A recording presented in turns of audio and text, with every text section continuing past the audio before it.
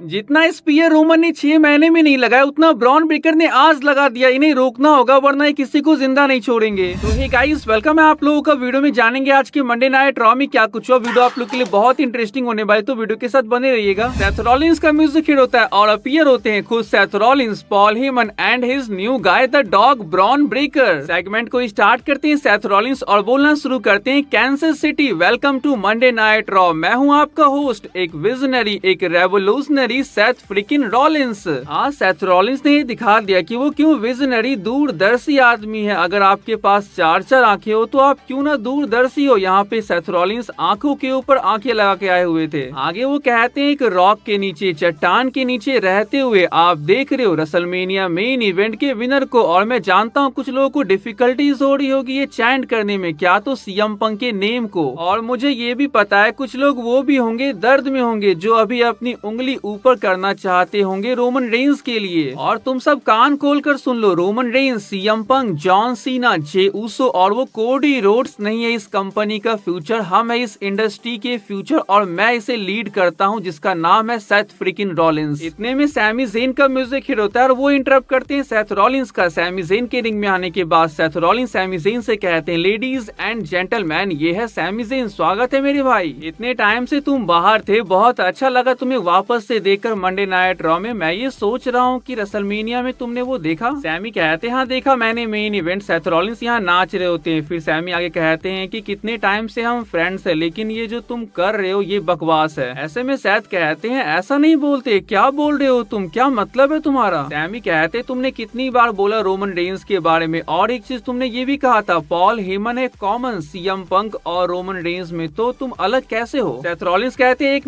Minute रुक, तू सच में कंपेयर कर रहा है सीएम पंक और रोमन रेंस से मुझे, ये अलग कैसे नहीं है। सैमी ज़ेन कहते हैं, इतने वक्त से मुझे लगा तुम्हें गुस्सा था जिस वजह से तुम सीएम पंक और रोमन रेंस को बिल्कुल पसंद नहीं करते थे, लेकिन सच ये है कि तुम्हें बस जलन थी क्योंकि तुम भी उस पोजीशन पर होना चाहते थे जिस पर वो थे। सेथ कहते हैं, सैमी देखो मैं सीएम पंक और रोमन रेंस नहीं हूँ, ये एक मिशन है फ्यूचर का। हमने कितने वक्त साथ में बिताया और सोचते थे फ्यूचर क्या होना चाहिए। सैमी कहते हैं, क्या फ्यूचर है ये, क्या होना चाहिए, सब कुछ में तुम खुद को आगे रखना चाहते हो, तूने क्या ठेका ले रखी है इन सब की। सेथ रॉलिंस कहते हैं, कोई इंसिडेंस नहीं है ये भाई, मैं सबसे बेस्ट हूँ इस काम के लिए। तो सैमी ज़ेन कहते हैं, मैं ये बताना चाहता हूँ कि तुम बिल्कुल गलत कर रहे हो, तुमने इतने वक्त गुजारे हैं और कहा है कि ब्लड लाइन ये ब्लड लाइन वो। तब सेथ कहते हैं, भाई क्या बक रहा है तू, ये ब्लड लाइन नहीं है। सैमी ज़ेन कहते हैं, तो अलग क्या है, वाइस मैन है उधर और वहाँ तुम्हारा छोटा कुत्ता भी खड़ा और मुझे देख रहा है, ये घूरना बंद कर वरना ये तेरे चेहरे का हुलिया बदल दूंगा मैं। बीच में आते हुए सेथ रॉलिंस कहते हैं, रुक जा मेरे भाई, शांति रख, क्या हो रहा है, क्या कर रहे हो तुम, यहाँ सच्चाई जानने के लिए आए हो। सच्चाई ये है विजन फ्यूचर का, या तो तुम हमारे साथ हो या तुम इशारा बनोगे, ये कोई धमकी नहीं, ये सब चीजें बहुत चीजों से बड़ी है। ऐसा मैं नहीं चाहता हूँ कि मैं तुम्हें उस तरीके से नफरत करूँ जैसे मैं पंक और रोमन से करता हूँ, ये नहीं चाहता हूँ मैं ये हो सच में। तो देखो एक सॉल्यूशन है सैमी मेरे पास, मैं ये लड़ाई नहीं चाहता हूँ। वाइस मैन क्या तुम कुछ कर सकते हो। सैमी तू रॉ से चला जा, देखो यही सही रहेगा, तुम सच में हमारे रास्ते में आ रहे हो, हम तुम्हें बाहर कर सकते हैं। अभी मैं कह रहा हूँ कि ये कोई धमकी नहीं है, ये एक ऑफर है, एक फेवर की तरह समझो इसे। तो देखो और सोचो इस बारे में, मुझे जवाब चाहिए आज शो के एंड तक। इतना कहते हुए सेथ रॉलिंस यहाँ से चले जाते हैं। अब हम चलते हैं बैक स्टेज जहाँ सैमी ज़ेन ओटिस के साथ होते हैं। पॉल हेमन बीच में आते हैं और ओटिस को यहाँ से भगाते हैं, ऐसा मत समझो, वो रिक्वेस्ट करके उन्हें भेजते हैं यहाँ से। अब पॉल हेमन यहाँ सैमी के सामने वो बड़ा फेवर रिवील करते हैं। वो कहते हैं कि सैमी अगर तू स्मैकडाउन पर चला जाता है तो तुझे अपॉर्चुनिटी मिलेगा चैंपियनशिप का, तू फेस कर सकता है Randy Orton versus John Cena के विनर को। इस कंपनी के सबसे बड़े सुपरस्टार सेथ रॉलिंस ने तेरे फ्यूचर के बारे में सोचा है, तो तू उसका फ्यूचर खराब मत कर वरना तू खत्म हो जाएगा। थोड़ी देर बाद कैरन क्रॉस भी यहाँ आते हुए सैमी ज़ेन की हेल्प करते हैं, ये कहते हुए कि सैमी जरा सोच समझ के फैसला लेना। और world heavyweight champion Jey Uso में सैमी ज़ेन के पास देखने को मिलते हैं। यहाँ आकर वो कहते हैं कि कैसा है मेरे भाई, आज तुझे एक बहुत बड़ा डिसीजन लेना है, तू जो भी फैसला लेगा वो तेरे लिए बेस्ट होगा। सैमी कहते हैं कि यही सुनना था मुझे, लेकिन इसके बाद जे के साथ सही नहीं हुआ। उससे पहले हम लोग यहाँ पे आते हैं, लोगन पॉल रिंग में होते हैं। वो कह रहे होते हैं कि मैंने रेसलमेनिया में फिनोमिनल एजे स्टाइल्स को हरा दिया, लगता है कि तुम सेटिस्फाइड नहीं हो इस चीज से। वो क्राउड से ऐसा कहते हैं, और कोई बात नहीं, फर्क नहीं पड़ता है मुझे तुम बेवकूफों से, अब टाइम है चैंपियनशिप जीतने का। तो जैसे वो जे का नाम लेते हैं कि जे ऊसो का म्यूजिक हिट होता है। रिंग में आने के बाद लोगन पॉल के फेस फेस टू फेस। जे कहते हैं कि ये टाइटल देख रहे हो, इसे कमाया जाता है, मांगा नहीं जाता। 15 ईयर्स लग गए अपन को इसे हासिल करने में। लोगन पॉल कहते मैंने जितना 4 साल में किया वो तूने 15 साल में भी नहीं किए। वो टाइटल मैं तुझसे छीनने वाला हूँ, तू हारने वाला है जितनी जल्दी तू इंटरकॉन्टिनेंटल चैंपियनशिप अपनी हारा था। इतने में एक जोड़ का सुपर किक मारते हैं जे उसो लोगन पॉल के फेस पे, उनके बकवास को बंद करते हैं। तो बैक स्टेज जब सैमी ज़ेन यहाँ से चले जाते हैं, 1 लकी पंच लगता है लोगन पॉल की ओर से जे उसो के फेस पे और वो नॉकआउट हो जाते हैं। लोगन पॉल अपना बदला लेना कभी नहीं भूलते हैं। अब मेन इवेंट का टाइम हो चुका था। सेथ रॉलिंस रिंग में यहाँ पे आ चुके थे। सिंगल सैमी ज़ेन का म्यूजिक हिट होता है। अब सेथ रॉलिंस और सैमी ज़ेन एक दूसरे के फेस टू फेस खड़े होते हैं। अब रॉलिंस कहते हैं सैमी, अपना फैसला बताने से पहले तुमने बहुत सोचा, मैं ये देख रहा था, तुमने बहुत बड़ी अजीब सिचुएशन में मुझे डाल दी है। हम एक दूसरे को बड़े लंबे टाइम से जानते हैं। मैं नहीं चाहता हूँ कि तुम्हारे साथ कुछ बुरा हो। तुम्हें ब्रॉन पसंद नहीं है, पॉल पसंद नहीं है, लेकिन ये मैं हूँ। 20 साल से हम दोस्त हैं। लास्ट वीक तुम जे से मिलने आए, जे के साथ सेलिब्रेशन की। आज तुम मुझसे मिलने के लिए आए। मैंने सोचा कि तुम मेरे साथ सेलिब्रेशन करोगे। मुझे पता है तुम मेरे साथ नहीं हो, लेकिन मैं, ब्रॉन और पॉल अब फ्यूचर है और ये सबसे अच्छा फ्यूचर है। तुम्हें मुझ पर यकीन नहीं है। मुझे बहुत बुरा लगता है ये सोचकर। ये बिजनेस रिलेशनशिप बर्बाद कर देता है, दोस्तियां बर्बाद कर देता है। और तुम्हें पता है ये कितने असली दोस्त है? 1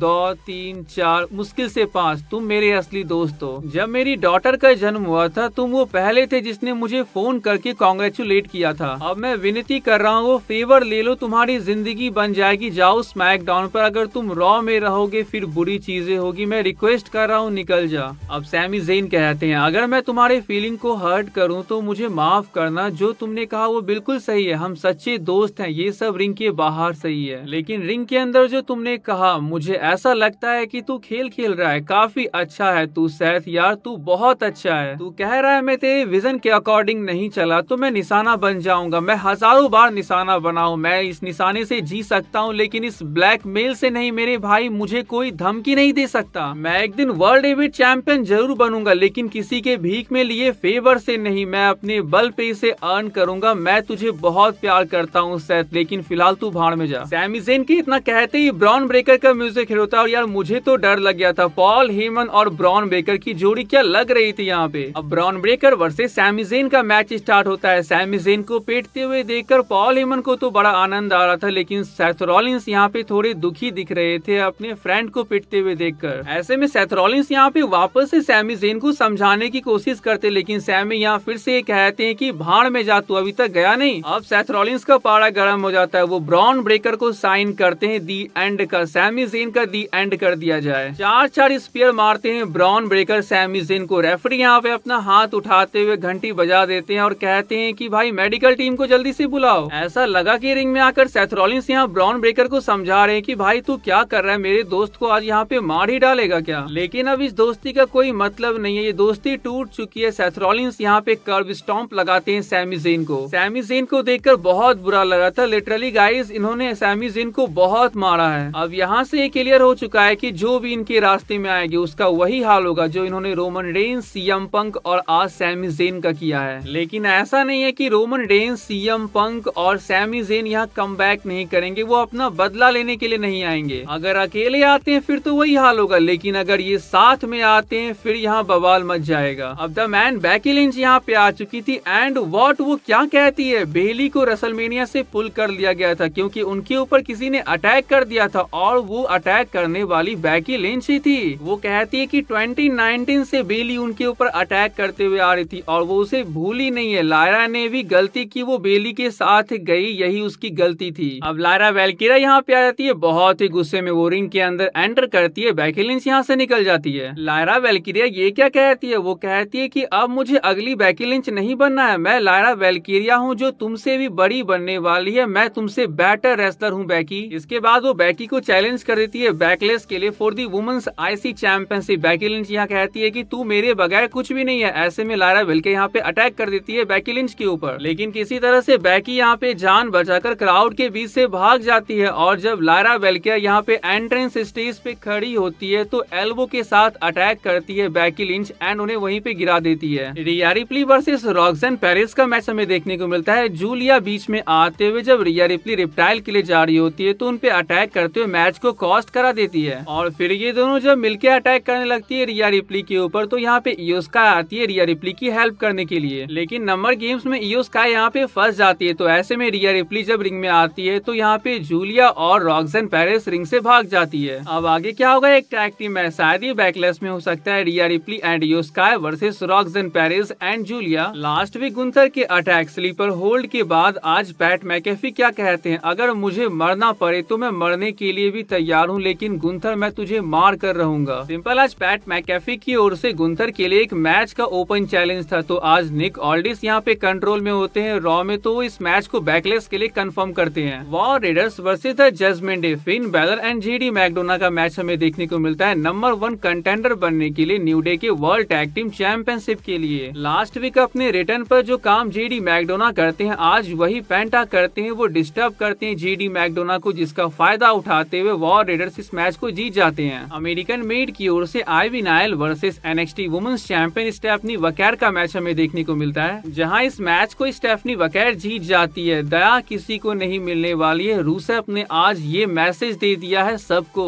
तो यहाँ पहले शिकार बने हैं ओटिस, जिसे सामना करना होगा रूसेफ के वायलेंस का। तो आज के इस वीडियो को ही पेंट करते हैं। वीडियो आप लोगों को अच्छी लगी तो चैनल को जो सब्सक्राइब कर लीजिएगा। मिलते हैं नेक्स्ट वीडियो में, तब तक के लिए bye and take care guys.